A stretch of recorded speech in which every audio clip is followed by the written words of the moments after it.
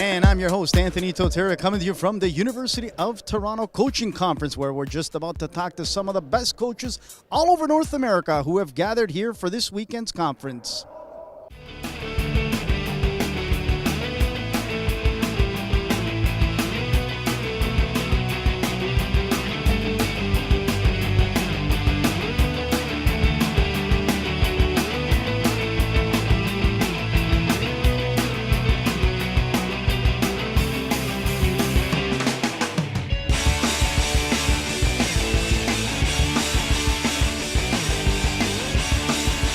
And joining us right now is Team Canada's head coach, Benito Floro. Benito, welcome here to the University of Toronto, along with Rafael Carbajal, your assistant. What did you bring here, Benito, to these young coaches so they can take home to learn and bring back to their kids? Experiencia para que hagan las cosas tácticamente con un nivel más intenso y más fuerte.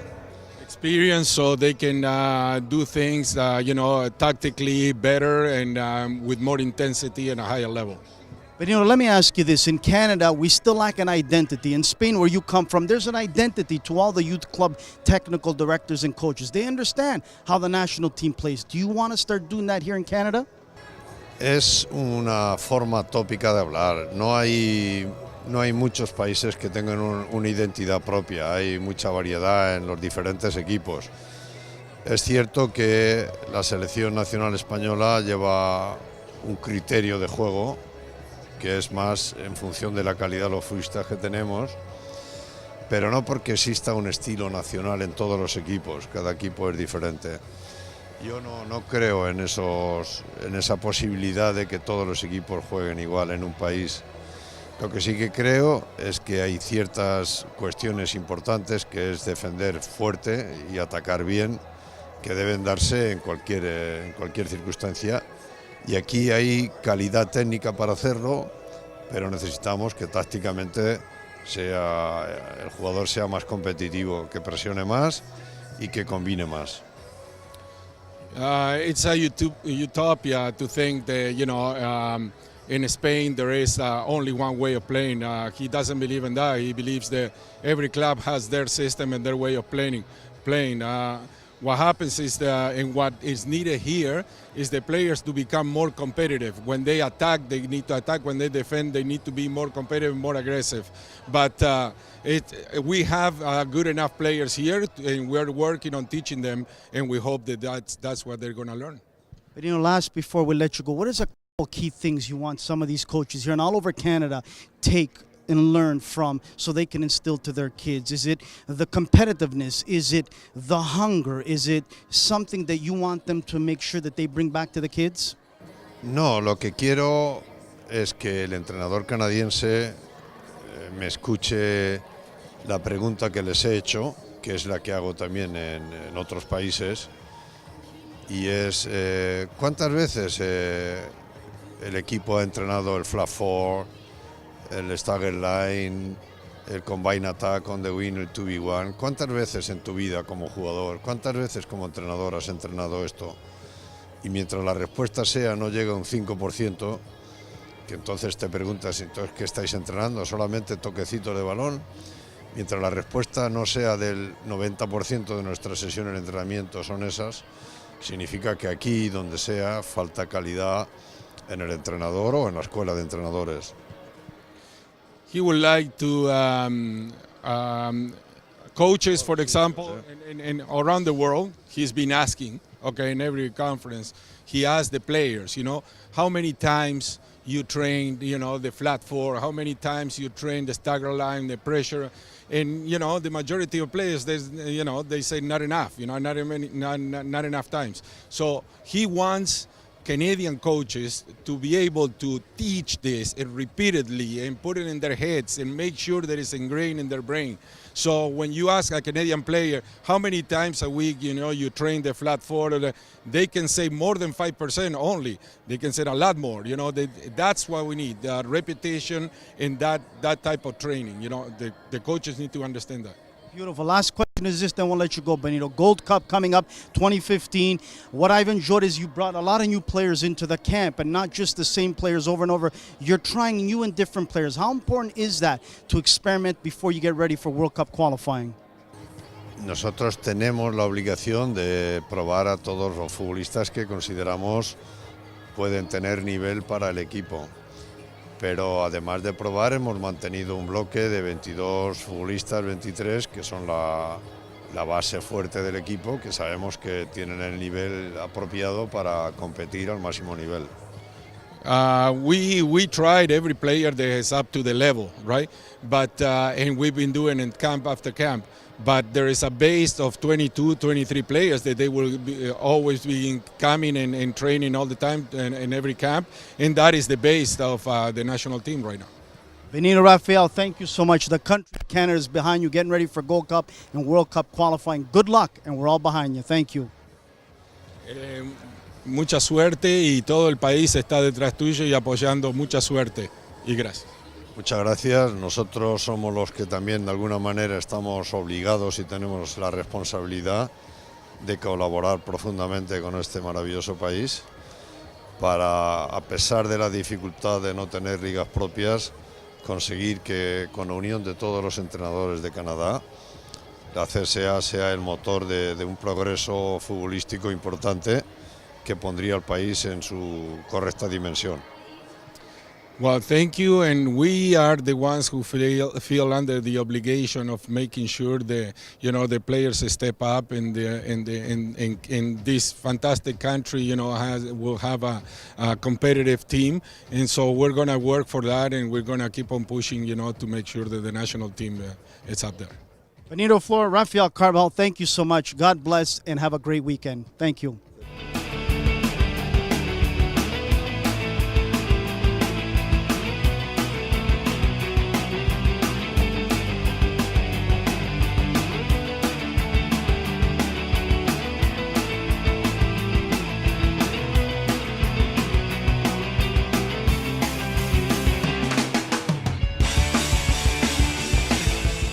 And joining us right now, Jim Liston of TFC, and he is Director of Sports Science. Jim, interesting demonstration you put out there. We're in 2015, and today, let's be honest, the player has to be in tip-top shape. We know the North American player has been known for being in good shape, but you brought some different things here. What do you want these young coaches and more mature coaches to walk away with that you brought to the table? Well, I think that the important part of looking at athleticism as a whole, I think sometimes, we're fit and we're strong. Well, what about agile? What about flexible? What about coordinated? I mean, especially at the younger ages, this idea to have great motor skills and spatial awareness is going to pay off if they continue to play soccer. They might move on to a different sport, but to implement those at the youngest ages is really essential. Jim, let's give some advice to the young players out there. My son is 16. I like him to train with the ball 3-4 days a week and one day separately away from the ball, physical training. What would you recommend? 3-1, 4-1, what would you recommend? Well, I'd recommend, if you can, throw the physical training into every single one of your sessions. And it doesn't take a great deal of time. I think, we always want to get touches on the ball, this idea of mastery and ball mastery. But you don't have to just put the ball and separate it and do the physical training. You can combine them. But part of adding in, the condition, agility, mobility, power, speed that I talked about, or motor development, coordination, every single session is really, really, really important. Because if we can get those essential motor skills, they build on each other. And if you even look at the highest level, if your goal is to be a pro or if playing at a university, playing your high school team, that the more athletic and skilled you are, the more likely you are to play. If you're very, very skilled and you're not very athletic, the chances aren't great. If you're really, really athletic and you're not very skilled, the chances aren't great either. But if you get both, and if you can add both all the time, I mean, you're doing yourself some justice there. Great points. Jim, I had on Tony DeCecco, World Cup winning coach here last year. Great guy. And we talked about technology, how that's taken part of the sports science aspect of it. If I'm not mistaken, I think there was a game last year that the Team USA women had some type of monitors or things on them that they were tracking the amounts of, I can't remember specifically, but how important is it now that technology also plays a part? Well, I mean, if you're not using technology, I mean, you're going to be left behind. And if you don't know how to use the technology, you better find somebody that's good that can use the technology for you.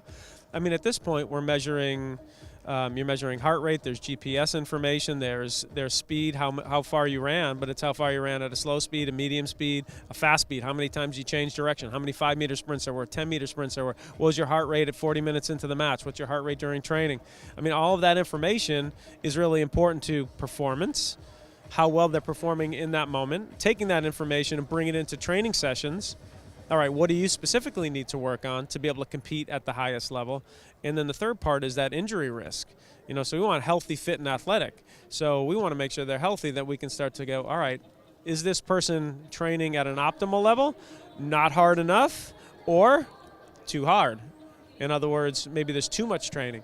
And so we try to take all of that information and make an individual for each person so we can optimize their performance. So there, you know, even 15 years ago, your instincts as a coach, it's part science, it was, you know, part experience. And then as the technology improves, we get smarter, which I think I like that. Let me ask you this, Jim, just before we let you go. We know all the drinks that are out there that players like to hydrate better with. I'm not a believer in some of these drinks, to be honest. I tell my son, water is good enough, keep going that way. Where do you stand? What do you believe in a 90-minute game that young 12, 14, 16-year-old boy or girl should be bringing with them to help them throughout the training or games? Well, I think it's important when you start to talk about hydration or nutrition. The first concept for the kids is the idea that within 30 minutes after a game or practice, that they're consuming something. Food is always best. Food is always best. But that they're always consuming a food and they're staying hydrated. So it could be water.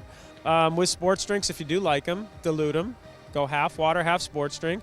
The advantage to the sports drink, there are electrolytes in there. There are salts in there that you need, especially in hot weather. And there's some carbohydrate. And the beauty of having carbohydrates is that every gram of carbohydrate you pull in brings in 4 grams of water. So in other words, it kind of works as a sponge. So there's a point where if you're just drinking water, your muscle cell may not respond to that, and it needs something to help suck the water in. So if you do like the sports drinks, dilute them. Stay hydrated, especially in the summertime. But get in the habit of within 30 minutes after your practice or training that you're eating healthy, nutritious foods. Starchy carbohydrates, fibrous carbohydrates, and a lean protein source. And then within 2 hours after that. We'll close it out with this. Obviously, boys and young girls are different in many ways. How do you tailor your patterns, your structure, your game days for them, or your training sessions for them? How would you go about doing that? Well, you know, I have 2 daughters, right? I have 2 teenagers, so this is right in my sweet spot. I coach a man. I got the academy and the men's side, and I have 2 daughters, and I've been fortunate enough to coach them since they were 5 years old, and they're different. And the demands are different, and the activities, like for instance, I did an icebreaker game for guys that girls don't like, and vice versa, and that's okay. But I think what's most important, boy or girl, is, I talked about it earlier today, is that idea of a safe, inclusive community. If you care, boy or girl, if you say hello to me, greet me by name, and you're interested in my life outside of practice, boy or girl, I'm going to love being there. And I think we can never lose sight of that. And yeah, I do have girls. So girls like to show up and they like to socialize on my board. Boys might want to go out and get in this kind of a gauntlet game, which is all okay. But in the end, the bigger picture is that I'm getting treated respectfully, and the coach appreciates that I'm there. And he's created an environment that's safe for me, that my teammates and I are always in a place that we can just be ourselves, and we're accepted, and we're included all the time. So doesn't matter what gender. Jim, really appreciate you joining us tonight. You weren't plastic, you were real. You brought passion and desire. You were crystal clear on what you wanted out there. And I think a lot of coaches really appreciate that. We need more people like you in this province and in this country. Thank you. No, Anthony, I appreciate that. I appreciate you for saying that. Yeah, no problem. Jim Liston of TFC. Thanks so much.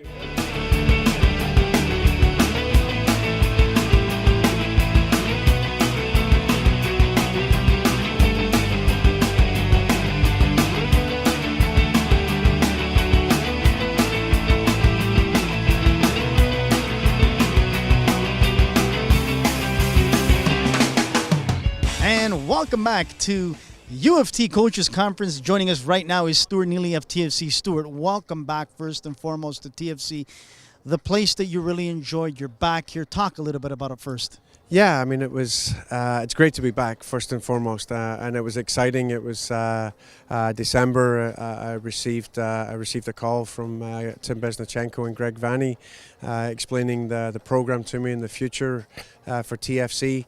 I was in Vancouver with the family over Christmas, and I thought, oh boy, this is going to be a great Christmas dinner conversation. So we killed two birds with one stone, and it was a quick decision. It was a quick signing of the contract. TFC were fantastic in helping me out, and it was all signed, sealed, and delivered before I knew what was happening. So I'm really excited by it. Stuart, you know this area quite well. You know the grassroots coaches. You know a lot of the technical directors. You're comfortable. I got to say, they're comfortable seeing you back. But let's be honest, it's going to be a challenge. You're with the USL Pro Squad, and there's going to be a lot of talent that wants to be having a look at from you and Jason Ben. How are you guys going to go about that? Are you going to have an open tryout? Is there going to be guys that you're going to invite out there? Yeah, I mean, there's a camp that starts next week that players are coming into. We've brought some players in, but it's certainly not a closed door. We have to review anyone that gets in touch with us. It would be our due diligence for us to do that. If we didn't, it'd be silly. And there's also first team players that are going to be part and parcel of that USL Pro side, and any future young academy players. We can call up 5 academy players at any time to play in there. But we also have to go back into the community and our connections and make sure that the players that are out there and make sure that we've covered them yet again, and maybe we'll find some hidden gems in that mix. Players that are coming back from overseas or other leagues that are looking to come back home, NCAA players that are finishing up. There's a slew of talent out there, but we have to make sure that it's the right talent for us and that it's the right mix. But if we didn't do our job, then we shouldn't be in our jobs. Stuart, how important is it to build bridges? I know when you were back here with TFC, you picked up the phone, you returned emails, you talked to the coaches and the TDs, you made them feel part of the process of this young player. How important is it again? It's huge because you can't rely on past relationships. I mean, you do keep in touch, but being on the ground in the actual province and in the city and surrounding areas, it's such a big game, and there's players everywhere. There's players in Ontario, up as Thunder Bay with Tony Calistro. He's constantly putting players out. At Windsor, Ottawa, and everything in between. Just parts of Northern Ontario. There's players out there, and it's just literally a matter of picking up the phone and making sure you get back to somebody. It might not be a day or 2 days, but at least send them a note to say, you're busy. I need to get in touch with you. Just give me a few days, and I'll see what I can do. And I've done that coming back, and I think Jason does that as well, and that's important for that USL squad. But the academy staff do that as well, so it's good, and they rely on us to make sure that we're giving the youngsters a chance and giving the Canadians a chance to play in the USL Pro side. So it's a big process, and it's going to have a couple of growing pains along the way. But year one, we want to get as many Canadians as we can. We have to field 5 or 6 Canadians on the starting lineup, and it was fantastic. So we have to go find those right players. Just before we let you go, I really enjoyed one thing in this session that you talked about, Stuart. It was something in regards to the Canadian player being scared to make that pass in dangerous areas, if I'm not mistaken. Yeah. I love that. And you're so right. Why are they afraid to make that pass in dangerous areas? Are they not confident? And if not, how do we get that confidence in that? I think part and parcel of it is that, we have a possession-filled philosophy of football, but it has to be possession with a purpose and making sure that the ball can go forward and not mistaking that forward pass for a 35, 45, 50-yard bomb that we're sending. But there's something in an art of a pass of that nature. It's a couple of the boys did it tonight, and it was technically perfect, and they were spot on the money because it was on. They beat the lines of defence. It was over the top, and we got an attack. But we want to be able to play in between lines. We want to have the comfort to do it. We want to be creative as we head down the field, and we want to give our players the confidence to do that. It's okay to make mistakes. It's just as long as we don't make the same mistakes over and over, we can get by the obstacles that we have. And I think some of the players showed it tonight, and over time they'll be able to do that for the senior academy and hopefully the first team to come. We want footballers. Lastly, is this, Stuart? You've gone from east to west in this great country of ours. You've gone to New Zealand. I believe we have the talent in players in this country. Now I think it's up to the coaches out there to groom them, to develop them, to nurture them, show them the direction and passion. How do we do that with all these coaches here? I tell you what, the clubs are doing a great job. They're adding more teams, they're adding more coaches, and you know they're giving coaches 1, 2, maybe even 3 teams at times. That's a tough sell for one coach to deal with. So we definitely need more coaches. Building their confidence to make sure that the leagues work and they're getting quality coaching, they're getting positive coaching, and that the colleagues are sticking together and we're working together, because the only difference between myself and colleagues that are other clubs is a crest. That's it. We're all colleagues in this, and I just happen to be fortunate enough to be working with TFC. But without the clubs and them supporting and coaching the players, we wouldn't have the players that we have in our program. One of the good guys in our game, Stuart Neely. Welcome back. Smart move by Tim Bazbachenko. Again, it's so important for the grassroots community and the coaches to have you back. Good luck and good season in 2015. Thank you very much, Anthony.